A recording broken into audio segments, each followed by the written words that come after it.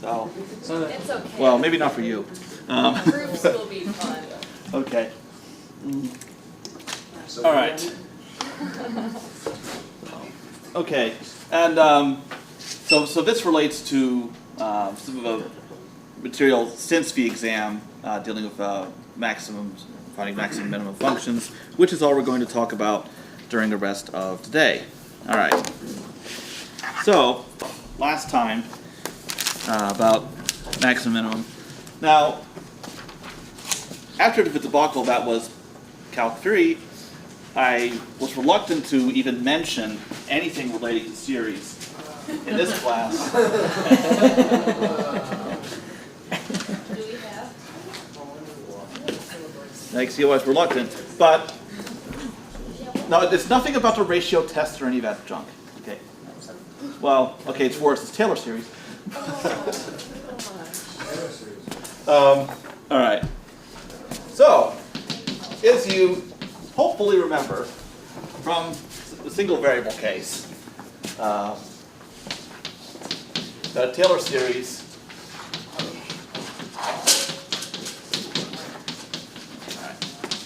starts off this way. If I'll recall, last time I wrote this on the board, only one person in this class remembered it.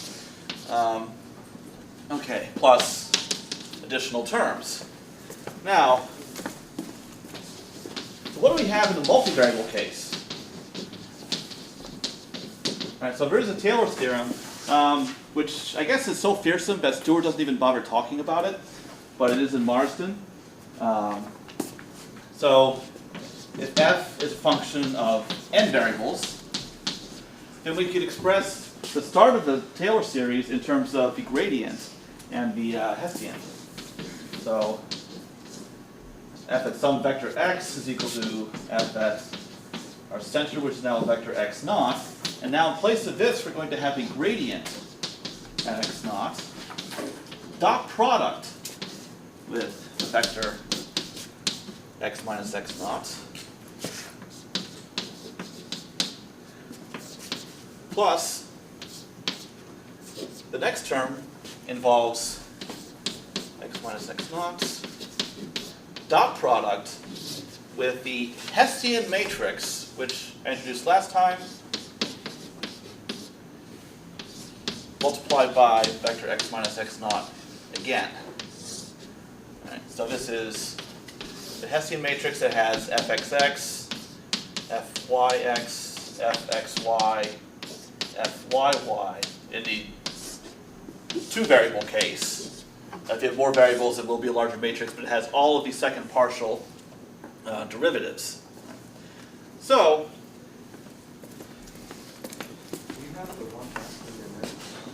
I left it out. All right. Okay. Well, I'll score one for Charles then. Yes, there should be a 1/2 on the first page of the notes. All right. Now, let's suppose that f has a local minimum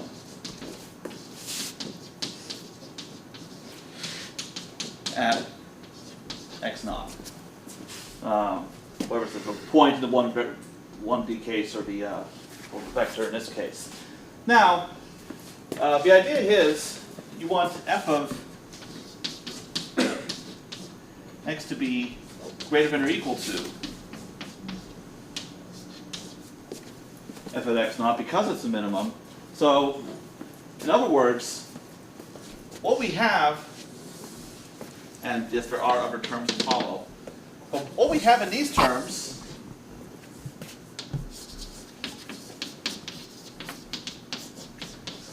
must be greater than or equal to 0, and the same applies for these. All right, so in order for this to be a minimum, we need that to happen. All right. So in this case, it makes perfect sense that we want the derivative to be 0 at x naught. Why? If it were non-zero, then why is this impossible? Because remember, you're at x naught, and x could be over here, could be over here. You can vary in any direction you like.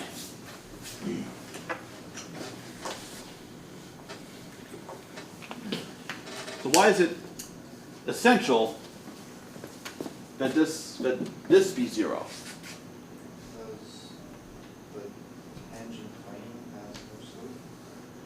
Well, we don't even need to think geometrically here.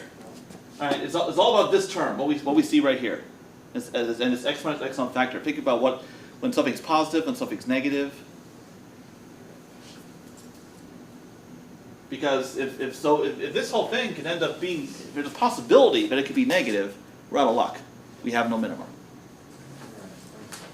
So what could go wrong if f prime is non-zero? Let's just say it's positive for argument's sake. You could have x minus a bigger number, which would give you a negative. Yeah, then this could be negative. And so the point is, because you can vary in either direction, even if x minus x naught is positive for one x, it could be negative for a different x. So yes, there's that possibility.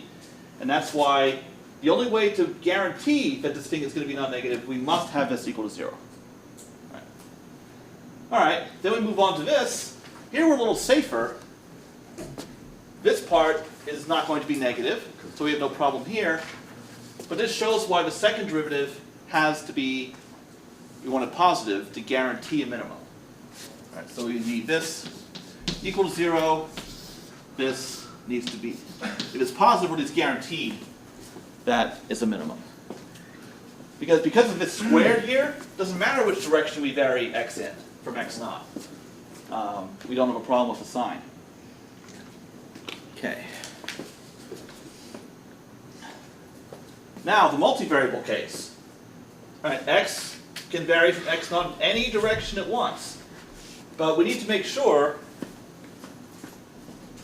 let's suppose we have a function of 2 variables. So its graph is going to be some sort of surface. Let's say it's something like this that has a, oops, actually wanted a minimum, not a maximum. All right. So we have a surface that has a minimum right here. So we need to make sure that if we have any curve that passes through this point, that we have this curve has a horizontal tangent line at this point. So we have to make sure that no matter which direction x is going from x naught, this dot product cannot be negative. So again, it's the same reasoning. That's why the gradient must be equal to the 0 vector. It's the only way to guarantee that this term doesn't end up being negative and blowing the whole minimum possibility. Are we missing a square when it says the 1/2 times the x minus x naught? Actually, no, because notice x minus x naught appears here All right. and here. Okay. Yeah. So what we need is, so if a gradient is 0, then this term is 0. That's fine. We need this to be greater than or equal to 0. And for guarantee, we prefer that it's greater than 0. So x minus x naught, that can be any vector it wants. It can be in any direction that it wants. So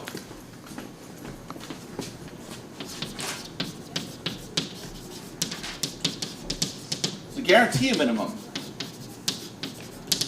we want U transpose, sorry, lapse in linear algebra mode again, U dot the Hessian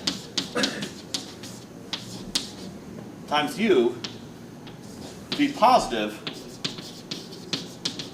for any U that's not the 0 vector. And if it is a 0 vector, then of course it's going to be, hopefully it's going to be 0. So that's what we need, but this expression right here, this inequality, that is the definition